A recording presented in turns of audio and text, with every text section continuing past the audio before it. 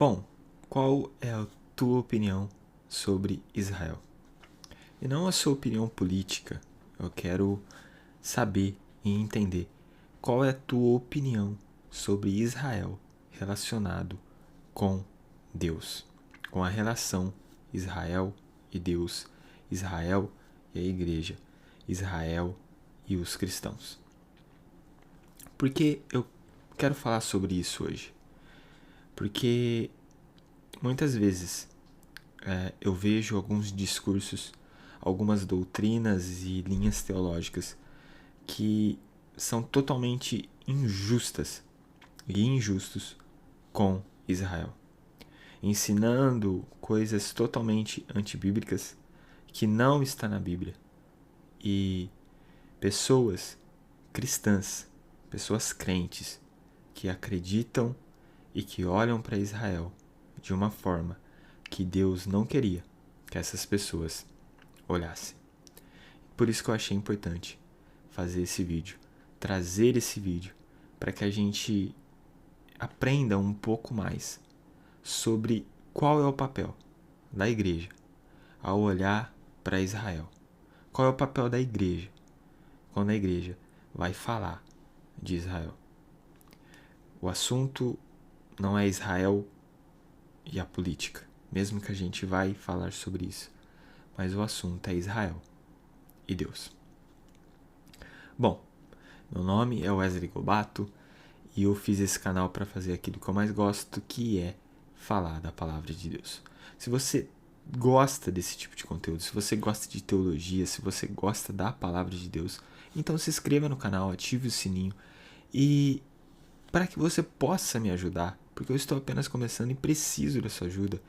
Deixe o seu like, deixe o seu comentário, porque assim o YouTube entende que esse conteúdo é relevante e recomenda para mais pessoas. Então, eu espero que eu possa contar com a sua ajuda. Bom, eu estou fazendo uma leitura que é Escatologia Essencial, do Vitor Vieira. Esse livro tem um capítulo que fala sobre Israel. E foi esse capítulo magnífico, incrível, que me inspirou a gravar esse vídeo. Onde, muitas vezes, a gente tem um olhar para Israel, um olhar totalmente antibíblico. Por exemplo, a teologia da substituição, que a igreja substitui Israel. É uma das teologias que tem mais causado dano para a relação igreja e Israel. E esses tipos de teologia que diminuem Israel e enaltece a igreja são teologias totalmente antibíblicas, que não é o que está na mente e no coração de Deus. Israel nunca deixou de ser o povo de Deus. Israel continua sendo o povo de Deus, assim como nós, que agora também somos povo de Deus, somos filhos de Deus através de Cristo Jesus. E para não ficar apenas nas minhas palavras, eu quero te mostrar como a Bíblia ela reforça essa ideia. Então, se você puder ler comigo, Efésios, capítulo 2.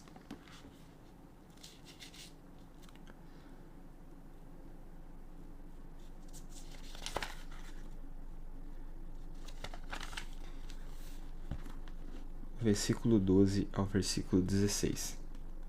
Naquela época, vocês estavam sem Cristo, separados da comunidade de Israel, sendo estrangeiro quanto às alianças da promessa, sem esperança e sem Deus no mundo. Mas agora, em Cristo Jesus, vocês que antes estavam longe, foram aproximados mediante o sangue de Cristo, pois Ele é a nossa paz, o qual de ambos fez um e destruiu a barreira, o muro de inimizade, anulando em seu corpo a lei dos mandamentos expressa em ordenanças. O objetivo dele era criar em si mesmo dos dois um novo homem fazendo a paz, e reconciliar com Deus os dois em um corpo, por meio da cruz, pela qual ele destruiu a inimizade.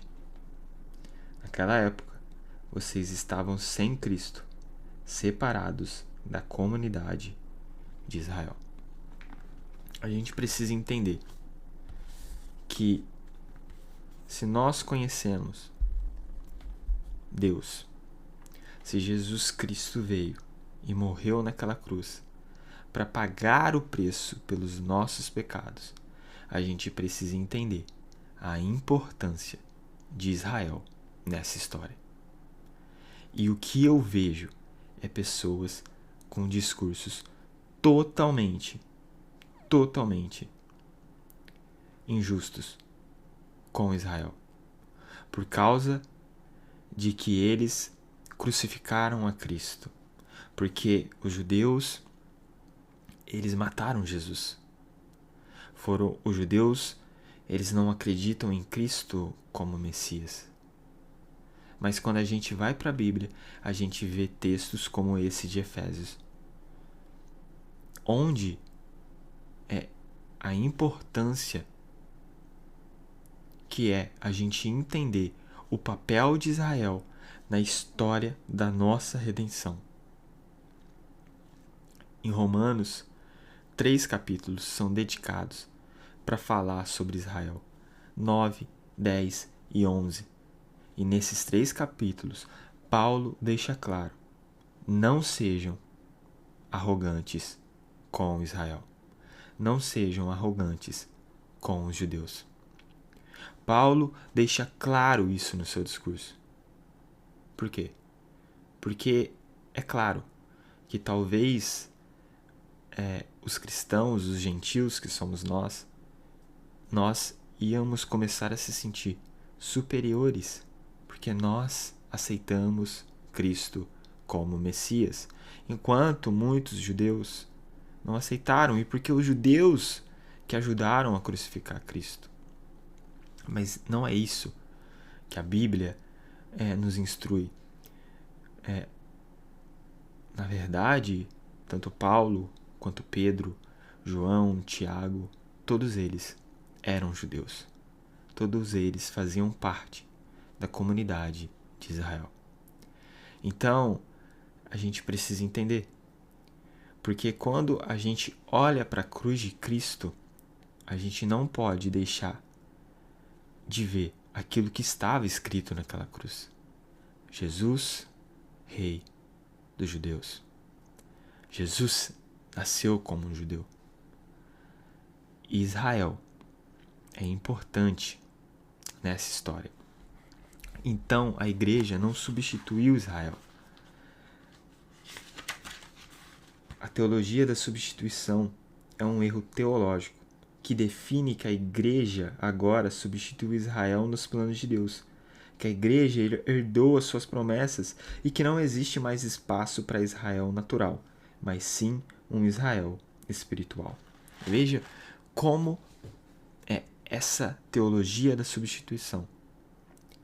Ela pega todas as promessas bíblicas para Israel e agora transforma essas promessas para a igreja.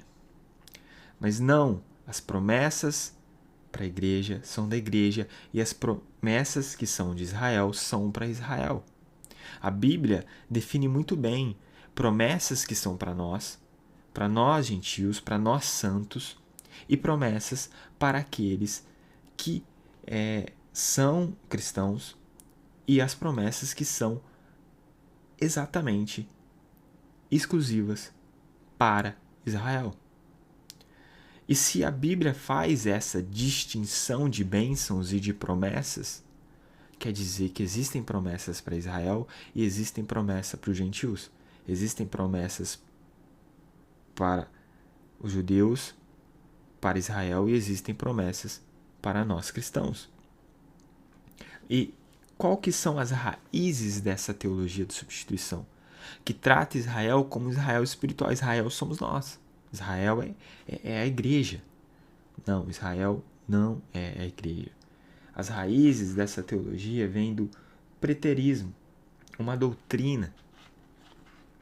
doutrina que vai falar que que algumas promessas bíblicas já se cumpriram.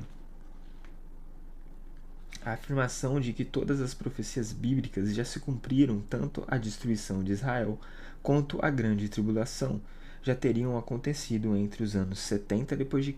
e 135 d.C. A outra raiz é o amilenismo, uma linha escatológica. A crença de que não haverá um governo milenar literal que se inicia após a segunda vinda de Jesus.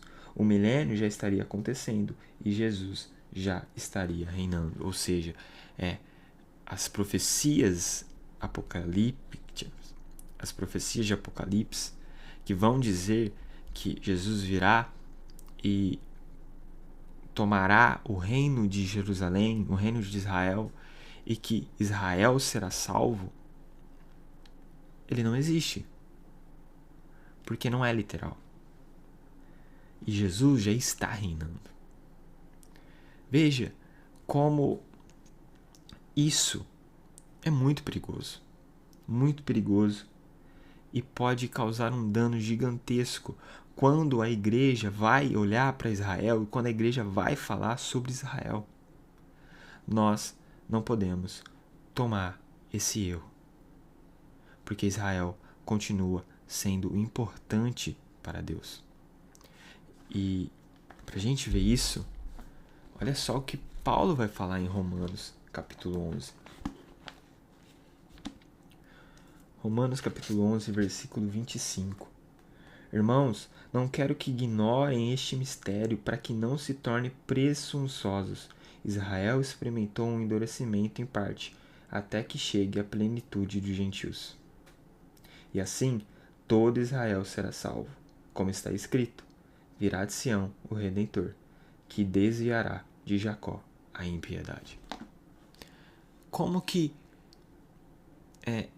doutrinas, linhas teológicas, escatológicas podem se sustentar quando a Bíblia está dizendo que Israel será salva, que Israel experimenta sim um endurecimento no seu coração, mas isso vai até a plenitude dos gentios, que somos nós. E quando Jesus voltar, nessa plenitude, na plenitude da igreja, Israel será salvo. Qual que é o papel da igreja com Israel? O papel da igreja é ter essa esperança. Ter a esperança que Cristo vai vir. E que Cristo não vai vir apenas para nos salvar, mas para salvar Israel. Olha como isso é bonito. E isso vai acontecer na plenitude dos gentios, na plenitude da igreja que somos nós. Então nós precisamos ansiar por isso. Cada vez que a igreja se torna mais madura, está cada vez mais próximo uma redenção, uma salvação para Israel, o povo de Deus. O povo de Deus que foi usado por Deus para que Cristo chegasse até nós. Eu não consigo olhar para Israel e dizer que Israel não é mais o povo de Deus e que nós substituímos Israel. Porque Romanos, porque Paulo, porque a Bíblia nos mostra a importância de Israel. E agora eu quero olhar com vocês as alianças que Deus fez, as alianças que a gente pode encontrar na Bíblia.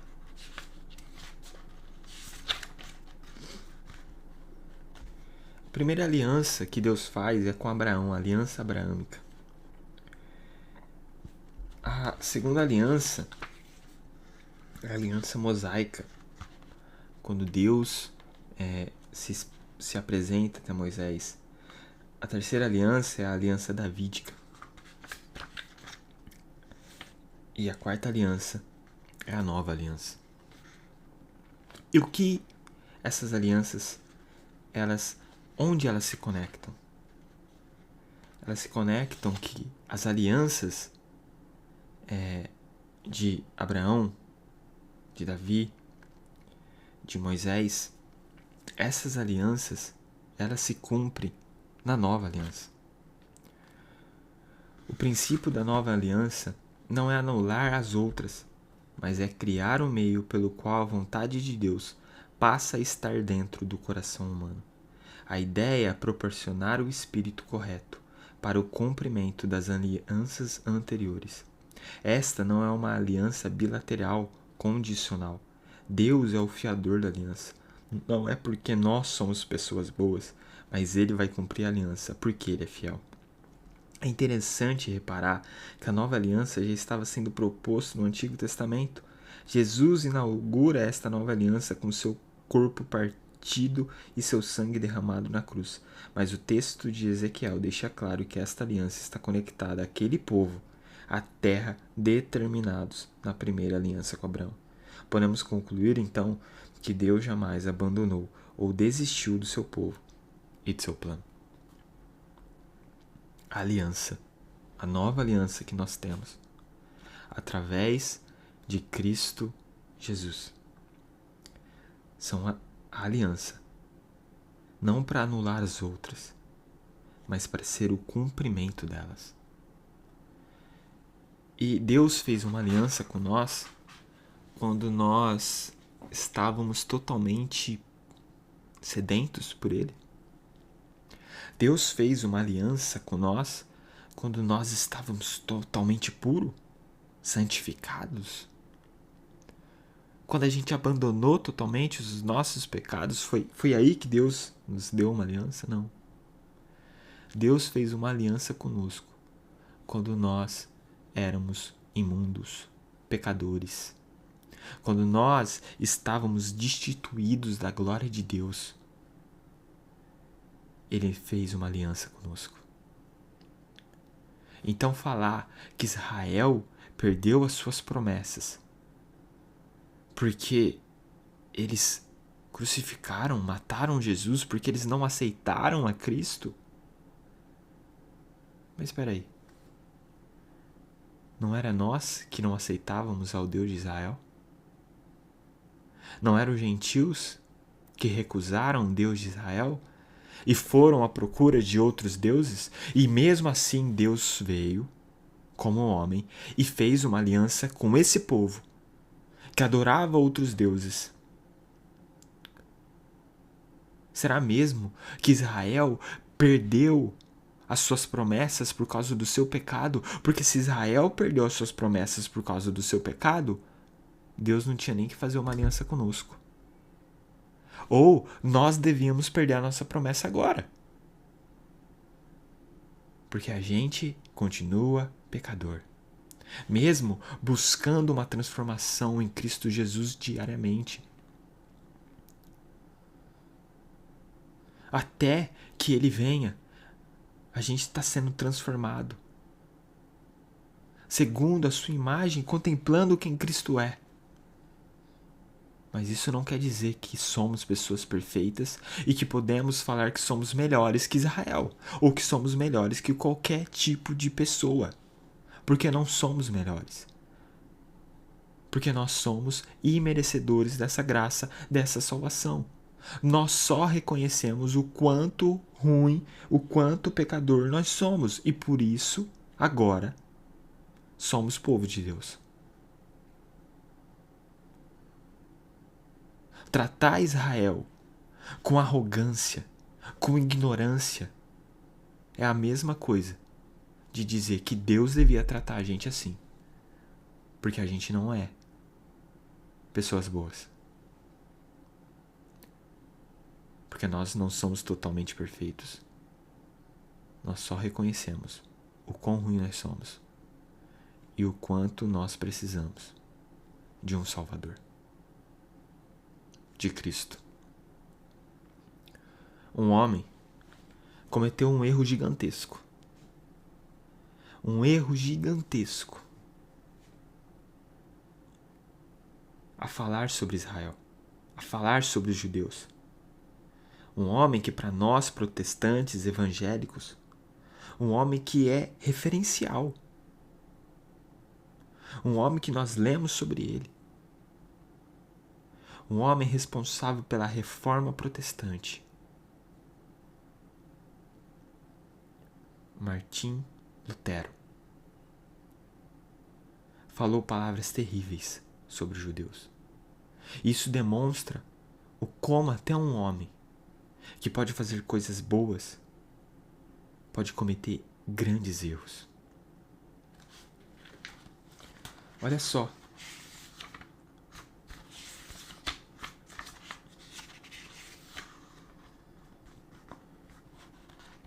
Olha só o que Martinho Lutero disse. O que nós cristãos devíamos fazer com este povo maldito e amaldiçoado? Primeiro devíamos incendiar suas sinagogas ou escolas. E o que não queimar devia ser solteado definitivamente para a honra de nosso Senhor e da cristandade, mostrando a Deus que não toleramos ofensas a seu Filho, nem a quem o segue. Não só as escolas, suas casas também deviam ser destruídas, porque dentro delas praticam a mesma coisa que nas escolas. Os judeus deviam ser reunidos sobre um único teto, como numa estrebaria, igual a ciganos, para que saibam que não são donos da terra, mas prisioneiros por suas mentiras e blasfêmias. Em seguida deviam ser confiscados seus livros de orações e o Talmud, pois só ensinam idolatria e mentiras. Depois proibir por todos os meios que os rabinos continuem a pregar, pois perderam o direito de pregar. Em suma, meus queridos e nobres senhores, se o meu conselho não for o certo, apresente outro melhor, para que todos nós não sejamos culpados perante Deus de nada termos feito contra este fardo diabólico com suas ofensas a Cristo. Toda ajuda que dermos a ele em forma de proteção nas estradas, garantia de moradia, comida, bebida ou asilo, pode tornar-nos cúmplices do seu ódio e blasfêmia. Será, pois, para nós cristãos, tarefa muito séria de tudo fazer para livrar-nos com nossas almas dessas pestes que são os judeus, para salvar-nos do Satanás e da morte eterna. Martinho Lutero tratava os judeus como pestes. Sabe, a gente tem que agradecer pela reforma. Reconhecer o que esse homem fez. Mas reconhecer que essa fala não representa o cristianismo. E não representa quem Jesus é. Sabe por quê?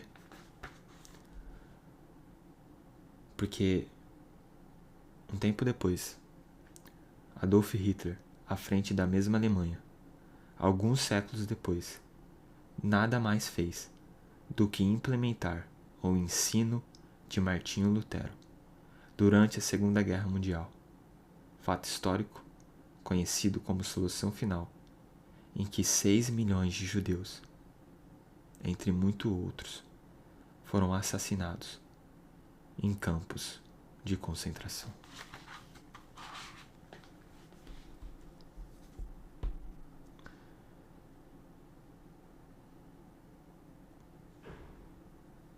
O que falar disso? Se as pessoas merecem morrer por ofender a Deus, então todos nós merecíamos. E realmente merecíamos. Mas Deus veio e morreu por nós. Será que é difícil entender isso? Será que é difícil que Deus não morreu apenas para os judeus? Que Jesus não morreu apenas para o gentil? Mas que Jesus morreu por toda a humanidade? Será que é difícil entender que todos nós somos criação de Deus? Que não somos pestes, que não somos animais. Melhor dizendo, animais também são criação de Deus. Será que é por isso que muitas vezes a gente acaba com a natureza? Porque a gente acha que a natureza é inferior a nós? Por isso que a gente acaba com um certo tipo de povos? Porque a gente acha que esses povos são inferiores a nós? E que nós somos superiores? Que tipo de cristianismo é esse? Um cristianismo de superioridade? A gente tinha que abaixar a cabeça e ser humilde e dizer que Jesus nos salvou, mesmo quando nós não merecíamos. E até hoje, nós não merecemos nada e Ele continua olhando para nós. Assim como Ele continua olhando para Israel. Israel está cometendo vários erros. E não podemos fechar os olhos, também não podemos ser extremistas. Pro outro lado, Israel comete erros sim. Israel é a nação mais liberal do mundo. Está dominado pelo pecado. E isso deve gerar em nós o quê? Uma idolatria com Israel? Práticas judaizantes porque Israel é povo de Deus? Não. Não é isso. Defender Israel até quando Israel mata bebê, criancinha? Não.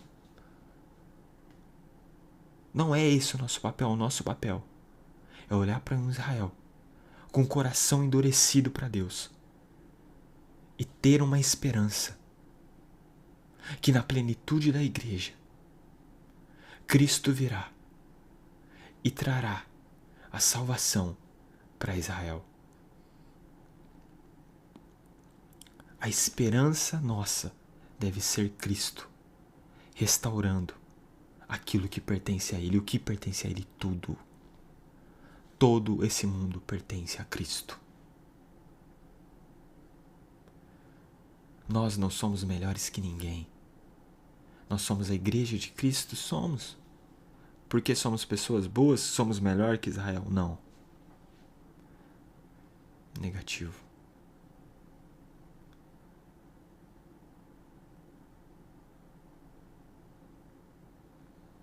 Precisamos orar por Israel. Precisamos ansiar pela volta de Cristo para restaurar tudo aquilo que está corrompido pelo pecado. A natureza, a criação. Gênesis fala que Deus viu que tudo era bom. Tudo era bom. E o nosso pecado acabou com aquilo que era bom. E o que Deus quer agora? Trazer esse mundo que inicial era bom, perfeito, novamente à perfeição. É isso que nós precisamos ansiar. O reino de Deus.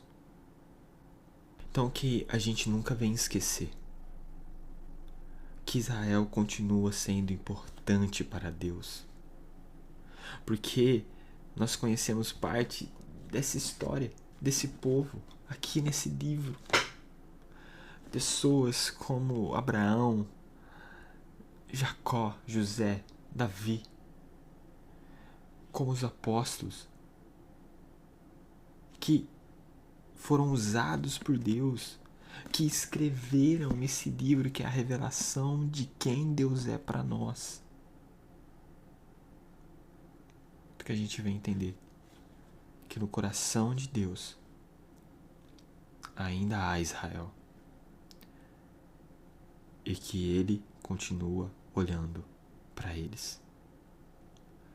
E que o nosso anseio, a nossa vontade, seja que Cristo venha logo para restaurar tudo, para reinar sobre todos,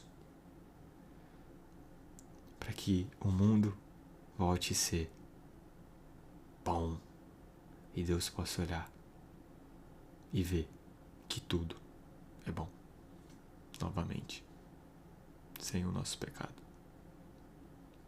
Obrigado você que chegou até aqui. E até a próxima.